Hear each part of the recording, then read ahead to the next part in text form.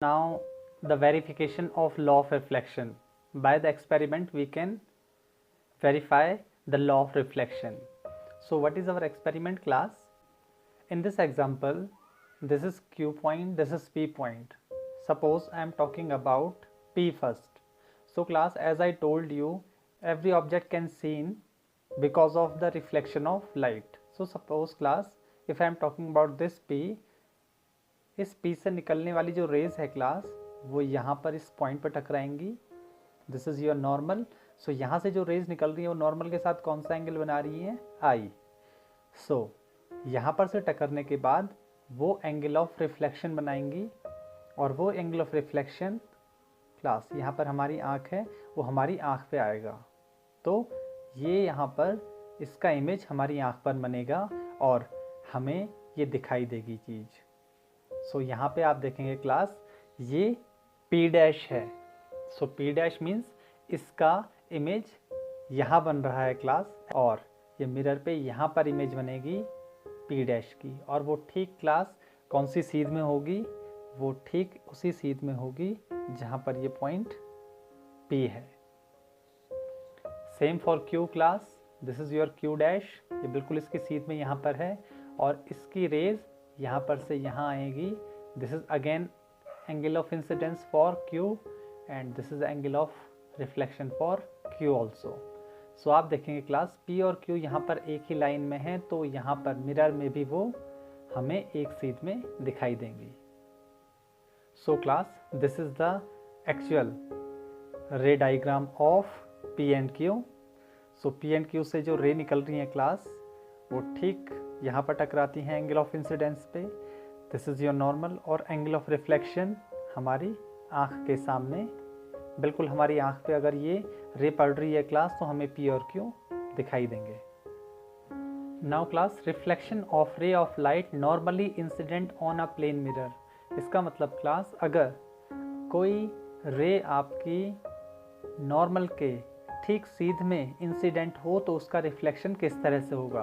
Class, इस तरह से अगर आपकी इंसिडेंट रे नॉर्मल के ठीक ऊपर से आती है तो उसका रिफ्लेक्शन भी उसी नॉर्मल की ही डायरेक्शन में होगा.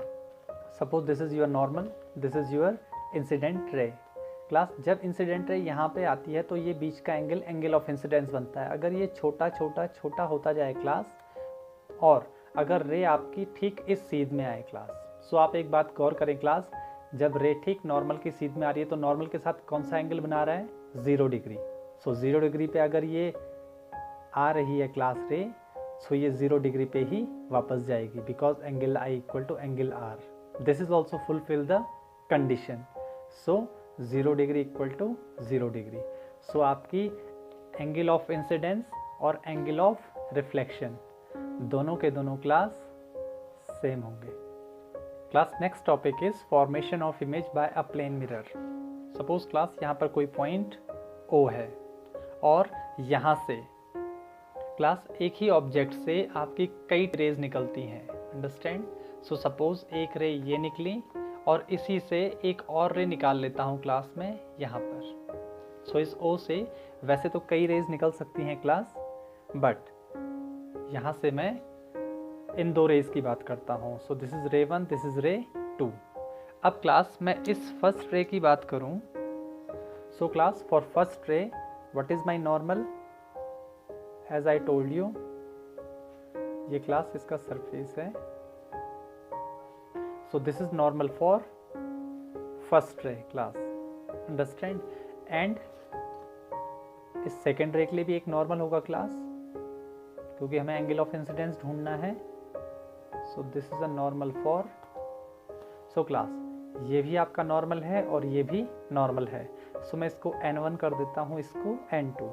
So normal 1, normal 2, normal 1 for रे 1. अब क्लास, आपका नॉर्मल 1 की बात मैं करूँ, सो यहाँ पर ये जो एंगल I क्रिएट हुआ, इस फर्स्ट रे ने जो एंगल क्रिएट करा N के साथ, this is angle I.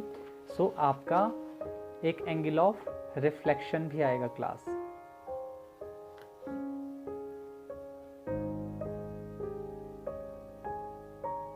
So suppose this is angle of reflection. So class, मैं यहाँ पर इसको I1 कर देता हूँ, इसको R1 कर देता हूँ। So this is your reflection. And if I am talking about this रे R2, सो इसका भी एक रिफ्लेक्शन होगा क्लास। इसका रिफ्लेक्शन यहाँ होगा। सो आप देखेंगे क्लास, ये आपका I2 है, incidence angle 2, so and this is R2, so I2 R2, I1 R1। Understand class? So class, ये सब बातें क्यों करी हमने? ये आपका मिरर है जिस पे पॉइंट O है। सो हम इस O को मिरर में किस जगह पर देखेंगे, इट्स वेरी इंपॉर्टेंट।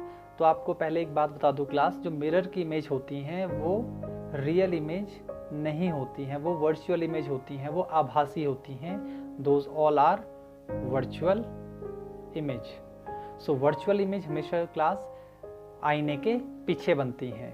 अंडरस्टैंड? सो यहाँ पर ये ऑब्जेक्ट है तो ये इमेज यहाँ कहीं बनेगी इसकी। सो ये इमेज कहाँ बनेगी क्लास? इसको और इसको हम आगे बढ़ाएंगे क्लास। इन दोनों रेज को, जो रिफ्लेक्टेड रेज हैं क्लास, इसको हम आगे बढ़ाएंगे। सो क्लास, इस रे को मैंने इस तरह से आगे बढ़ा दिया और अब मैं इस रे को भी आगे बढ़ाऊंगा। और क्लास, इस तरह से आगे जाते हुए ये किसी पॉइंट पर इस तरह से मिल जाएंगी क्लास। सो क्लास, आपका ये जो O है इसकी इमेज यहाँ पर O' बनेगी। ये O' है और ये एक वर्चुअल इमेज है class. It's very important. So class, mirror से बनने वाली जितनी भी इमेजेस होती हैं वो वर्चुअल इमेज होती हैं। यहाँ पर मैंने I और R को मेज़र नहीं किया हुआ है, इसलिए हमारा एग्जैक्टली डिस्टेंस क्लियर नहीं आया है। बट अगर आप इसको प्रॉपरली मेज़र करके एंगल क्रिएट करें, ये पॉइंट M माने और इसको मीट करवाएं, सो OM और दिस O'M और OM इक्वल आएंगे class. Understand? So it's very important कि आपकी जो भी इमेज होती है वो वर्चुअल इमेज बनती है, जो यहाँ पर मिरर से आगे जितनी ज़्यादा लेंथ होगी उतनी ही लेंथ उसकी इमेज की भी होगी क्लास। अंडरस्टैंड? सो इसीलिए क्लास, जब आप आईने के आगे 2 मीटर आगे खड़े हों तो आपकी इमेज 2 मीटर पीछे बनती है। इसका मतलब आपसे और आपकी इमेज के बीच का जो डिस्टेंस होता है वो 2 + 2 4 मीटर होता है class. It's very important. So class, in this time I measure exact 30 degree I1, so the reflection angle is also 30 degree. For I2 this is 50 degree, so reflection is also 50 degree. And class, when we take these rays beyond the mirror, so these are the virtual lines class, कि ये अगर virtual line हम आगे बढ़ाएं तो ये कहाँ पर मिलेंगी? I पर मिलेंगी। And class, if we measure this, then we can see it's approximately same class. The length from M to O and I to M is same.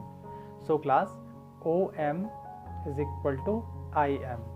ये लेंथ और ये लेंथ इक्वल होगी क्लास। और class, ये important है, ये दो lines जो हैं ये आपकी इमेजिनरी लाइंस हैं। सो O की इमेज I पर बनेगी अगर आप यहाँ से इसको देखते हैं तो। सो क्लास, यहाँ से O को देखने पर आईने में आपको O की इमेज यहाँ नज़र आएगी। और क्लास, अगर यहाँ से यहाँ तक की डिस्टेंस 2 मीटर है और यहाँ से यहाँ तक की डिस्टेंस भी 2 मीटर है, तो आपकी मिरर से और एक्चुअल इमेज तक की डिस्टेंस हो गई 2 + 2 that is equal to 4 metre.